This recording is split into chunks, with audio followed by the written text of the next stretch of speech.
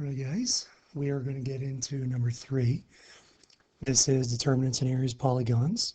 This is probably your formula we're going to use, and it builds on your knowledge of material from pre-algebra, algebra 1 and geometry, in terms of how many triangles can we create inside of a polygon. Because in pre-algebra, algebra 1 and geometry, you used that, right? Because we had a formula S equals 180 times n minus 2, and you use that to figure out the number of degrees that a polygon contained. So you're like, oh, if it has, this many vertices, that means I can create this many triangles, so that number times 180 gives me the number of degrees inside the polygon. So if you remember that, I hope you do. If you don't, I'm bringing it up so that you can go back deep down into your brain, pull that out, and use that to help you right here, because we have 4 points. -2, -4, -9, -8, -11, -1, and -1, -12. So each one of these points, when we graph it, is really what, guys? It's really a vertex. It's really a vertex. So if we think about this formula, right, 4 minus 2 gives us the potential for 2 triangles. So we're able to create 2 triangles. So we're going out. Actually, let me get rid of this because we're going pretty deep into negative territory here. So we have, let's go 2, 4, 6, 8, 10, 12. 12, -2, -6, and we will go, let's go 2, 4, 6, 8, 10, 12, -12, -2, -6, there we go. All right, so let's plot these points. So -2, -4, -9, -8, it's going to be right over here, -11, -1, so it's going to be right there, and -1, -12, -1, -12. Geez, that's a crazy looking polygon right there, but I tell you, it's giving me some ideas, because when I see this, I mean, this right here looks like a great way to divide this into 2 triangles. All right, so red is going to be triangle 1, so -11, -1. Looks like we have -9, -8, and we have -2, -4. Triangle 2 is going to have -2, -4, -1, -12, and -9, -8. So this is going to be triangle 2. So the area of this polygon is going to be the area of triangle 1 plus the area of triangle 2. And that's going to be, guys, we talked about emphasizing this in the last video. What are our units? Square units. Not square feet, miles, inches, books, shoes, whatever. Square units. That's it, right? So let's go and let's get our determinant for x. So in x, triangle 1. All right, so we said -11, -1.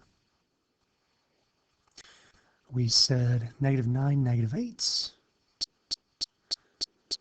-2, -4. All right, so we create our matrix to get the determinant. All we do is we copy the first 2 columns. All right, guys, just do that again. Now we're going to do diagonal multiplication from left to right. So we have -11 times -8 times 1. All right, that's 88. Then we have -1 times 1 times -2. So be careful right there.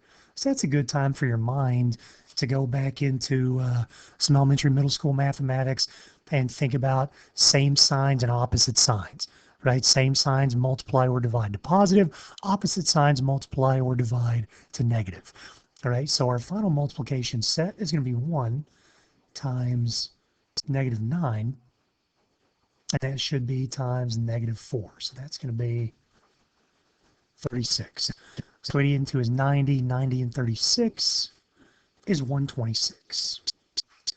So what are we taking away from 126? Well, let's go back from right to left.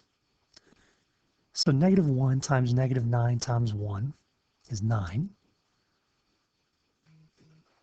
Negative 11 times 1 times negative 4 is 44. And then 1 times negative 8 times negative 2, right? Because we're going diagonally from right to left. That's 16. So we add those together. We get 56, 60, 69. So 126 minus 69. So that gives us 31 and 26. So that gives us 57. So our area for triangle 1 is 1/2 times the absolute value of 57, which is 1/2 times 57, which is 28.5. So our area is 28.5 plus something. Let's go to triangle 2. All right, we have